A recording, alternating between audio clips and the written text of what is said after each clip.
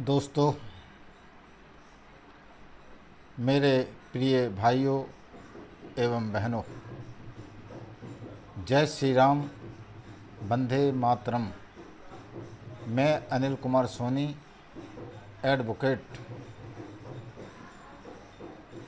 आपके समक्ष पिछले कई दिनों से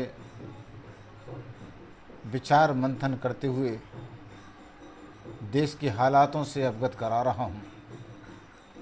इसी संदर्भ में आज एक और मुद्दा मैं आपके समक्ष लेकर आया हूँ। ऐसा गंभीर सवाल विषय पर बोलने वाला हूँ। भारत और पाकिस्तान के बंटवारे के बाद वास्तविक और आज की परिस्थितियाँ 1947 में जब यह देश टूटा तब पाकिस्तान में हिंदुओं की जनसंख्या लगभग 23% थी। आज वहाँ मुश्किल से 1-2% हिंदू बचे हुए हैं। मतलब पाकिस्तान में हिंदू का अस्तित्व समाप्त सा हो गया है। यह केवल संख्या कम होना नहीं है, यह है हमारी संस्कृति, हमारी आस्था और हमारे अधिकारों का लगातार दमन और शोषण का परिणाम है। लेकिन दूसरी तरफ हम भारत में यदि देखें तो मुसलमानों की आबादी हिंदुस्तान और पाकिस्तान के बंटवारे के समय में करीब 9% थी। आज 9% से बढ़कर 14% से अधिक हो चुकी है, क्योंकि भारत की सनातन संस्कृति सबको साथ लेकर चलने वाली संस्कृति है। चाहे वह किसी भी धर्म संस्कृति का क्यों ना हो, हमारी मर्यादा है कि हम किसी को जबरन अपनी परंपरा नहीं थोपते हैं। मगर अफसोस की बात यह है, जिन लोगों को भारत में सहिष्णुता, समरसता और राजनीति में बराबर का अधिकार मिला, उन्हीं में से कुछ कट्टरपंथी तत्व, जिहादी मानसिकता वाले लोग भारत की बेटियों को, भारत की संस्कृति को और भारत की राजनीति को अपनी चालों में फंसाकर नष्ट करने की साजिशें रचते चले आ रहे हैं। भाइयों बहनों, हमें यह भी याद रखना होगा कि यह केवल मुसलमान समाज का विषय नहीं है। मैं यहाँ पूरे मुस्लिम समाज को दोषी ठहरा नहीं रहा हूँ।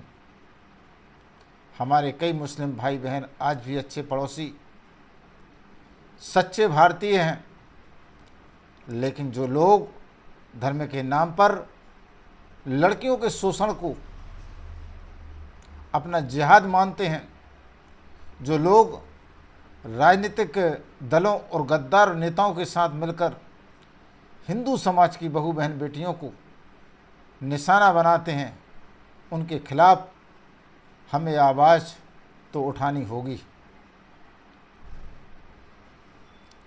आज हालात यह है कि जिन चेहरों को हमने कांग्रेस में सत्ता के समय में देखा था,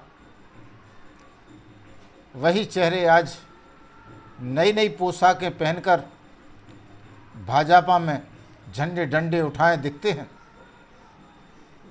नाम और दल बदल जाते हैं, लेकिन उनकी और उनके ग्रुप की वही मानसिकता, लूटो घसीटो, हिंदू संस्कृति को तार तार करो, इनकी बहू बहन बेटियों को शोषण का शिकार बनाकर इनका देह का सूरत और खूबसूरती का समाज में नंगा तांडव करो, यह इनकी पुरानी आदत है। इनकी अंदर से भीतर से गंदी सोच आज भी भारतीय जनता पार्टी में सम्मिलित होने के बाद रख रहे हैं, ये बदले नहीं हैं। मैं पूछता हूं, जब हमारी बेटियां आधुनिक कपड़े पहनती हैं, तब वे शिक्षा और रोजगार में आगे बढ़ती हैं, तो यह जिहादी सोच उन्हें भोग की वस्तु क्यों समझते हैं? मैं पूछता हूं, क्या किसी और की बेटी तुम्हारी बेटी के समान नहीं है? क्या वह कम है? मैं पूछता हूं, क्यों नहीं अपनी बहन बेटी की तरह पूरे हिंदुस्तान की बेटियों को मान सम्मान से देखते हो? यह सवाल सबके सामने है। भाइयों बहनों, आज भारत को ऐसे गंदे कारनामों का मुंहतोड़ जवाब देना होगा। यह जवाब केवल शब्दों से नहीं होगा, यह जवाब हमारी संगठित शक्ति, हमारी जागरूकता और हमारी सांस्कृतिक एकजुटता से संभव होगा। हम सबको मिलकर यह प्रण लेना होगा कि हिंदू समाज को जागरूक करना है। अपनी बेटियों की रक्षा के लिए हमें हर स्तर पर खड़े होना है। जो नेता चाहे किसी भी दल का क्यों ना हो, गद्दारी और जिहादी मानसिकता के साथ खड़े हों, उन्हें पहचान कर राजनीतिक रूप से बाहर करना हमारी पहली प्राथमिकता जवाबदारी है।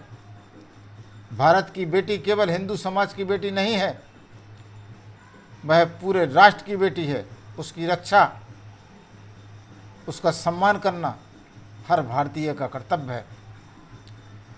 और मैं आप सबसे आह्वान करता हूँ, आओ हम सब मिलकर इस सनातन संस्कृति की ज्योति को जलाएं, रखें, भारत माता की मर्यादा और हिंदू समाज की